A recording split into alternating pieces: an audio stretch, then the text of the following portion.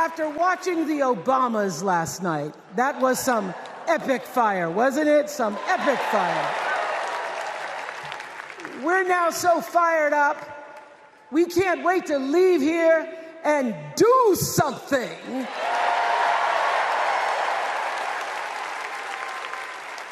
And what we're going to do is elect Kamala Harris as the next president of the United States.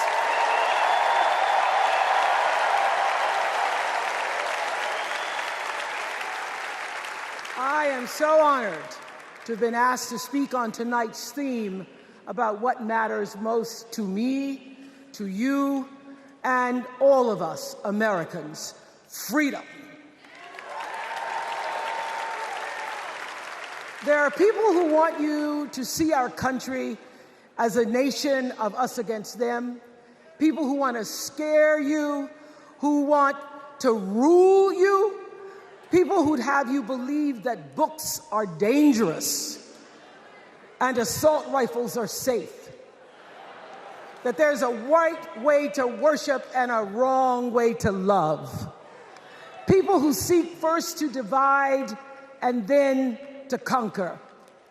But here's the thing. When we stand together, it is impossible to conquer us.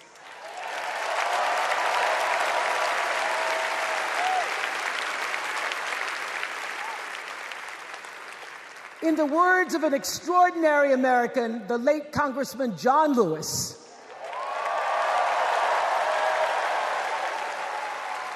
he said, no matter what ship our ancestors arrived on, we are all in the same boat now.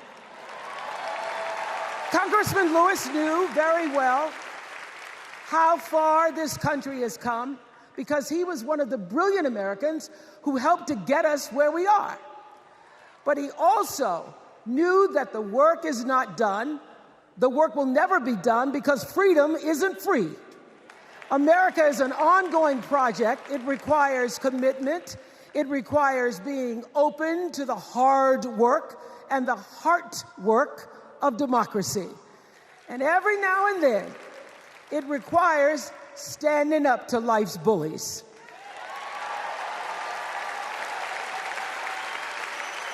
I know this.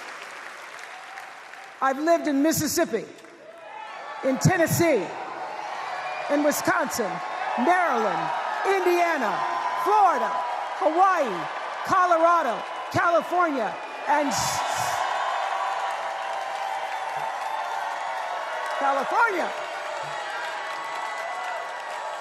sweet home Chicago, Illinois.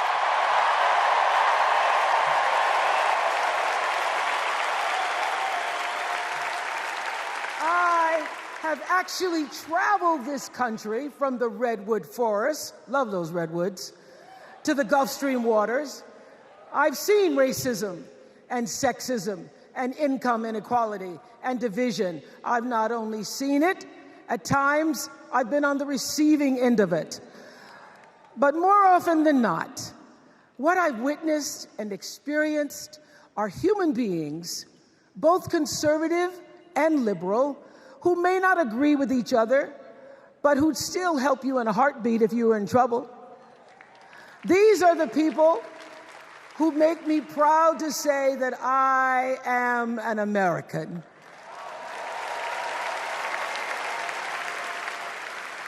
They are the best of America. And despite what some would have you think, we are not so different from our neighbors.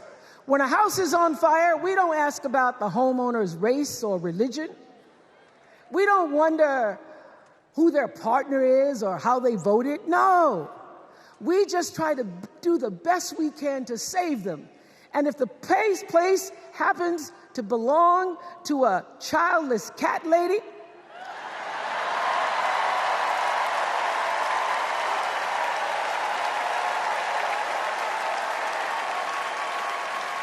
well, we try to get that cat out too.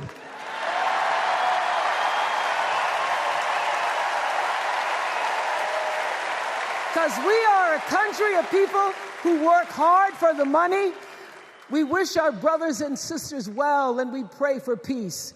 We know all the old tricks and tropes that are designed to distract us from what actually matters, but we are beyond ridiculous tweets and lies and foolery.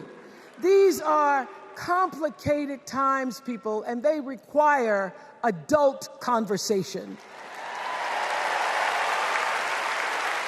And I welcome those conversations because civilized debate is vital to democracy, and it is the best of America.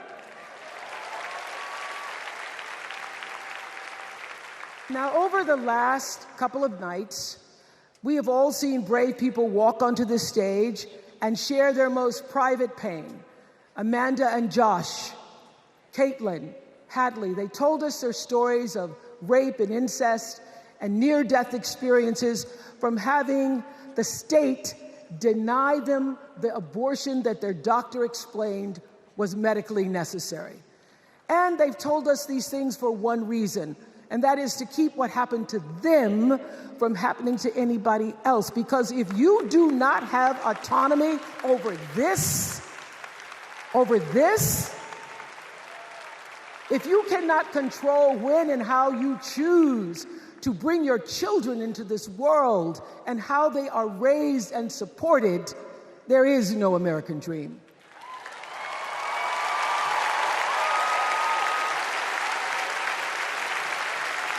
The women and men who are battling to keep us from going back to a time of desperation and shame and stone cold fear, they are the new freedom fighters. And make no mistake, they are the best of America.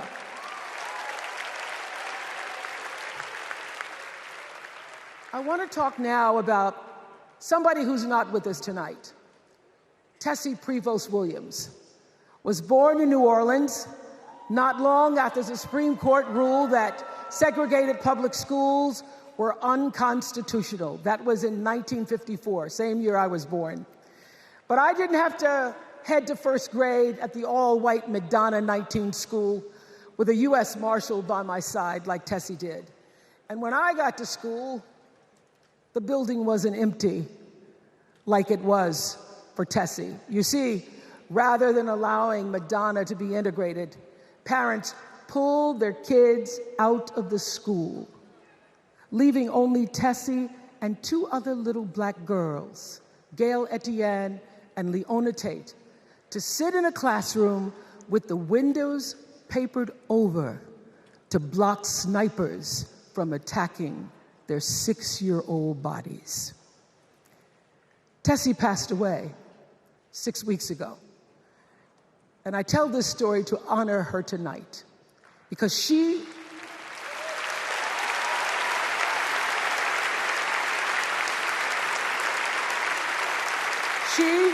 like Ruby Bridges and her friends, Leona and Gail, the New Orleans Four they were called. They broke barriers and they paid dearly for it. But it was the grace and guts and courage of women like Tessie Prevost Williams that paved the way for another young girl who 9 years later became part of the second class to integrate the public schools in Berkeley, California.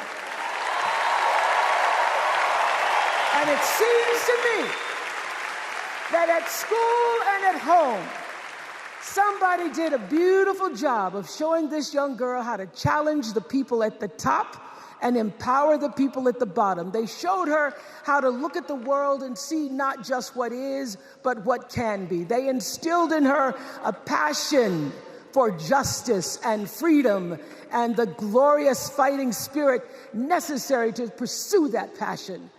And soon, and very soon,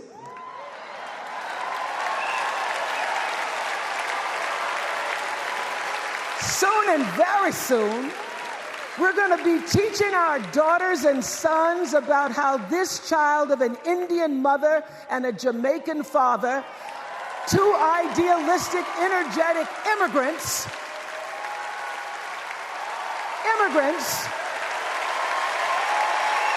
how grew up to become the 47th President of the United States. That is the best of America.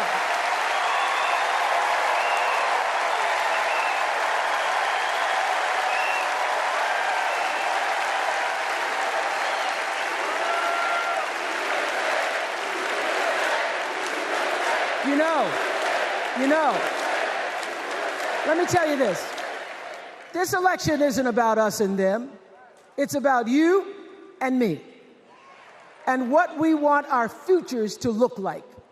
There are choices to be made when we cast our ballot.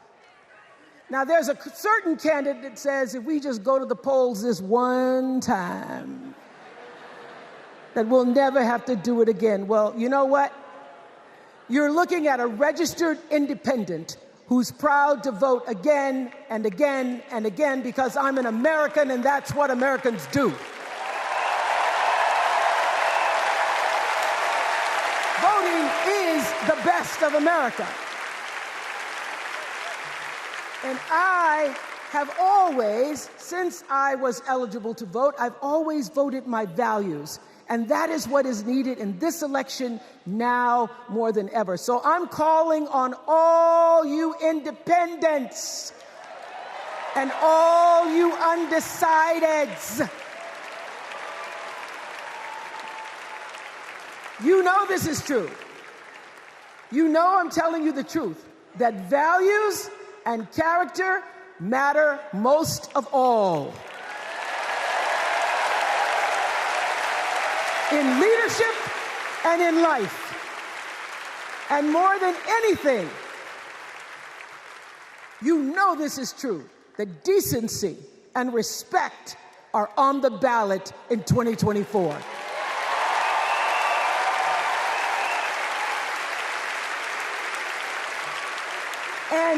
And just plain common sense.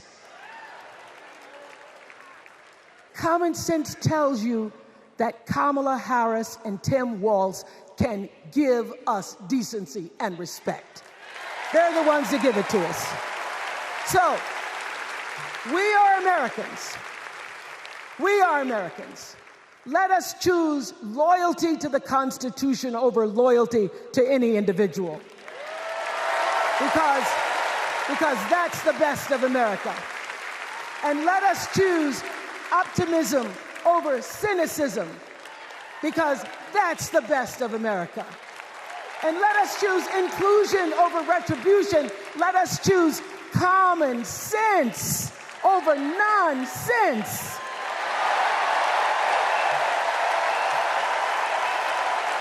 Because that's the best of America. And let us choose the sweet promise of tomorrow over the bitter return to yesterday. We won't go back.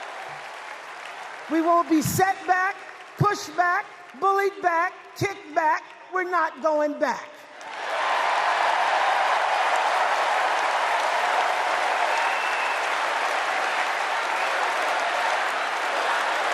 Not going back. We're not going back. So, let us choose.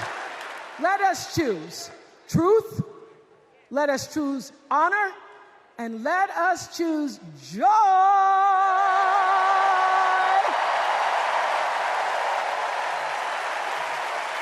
Because that's the best of America.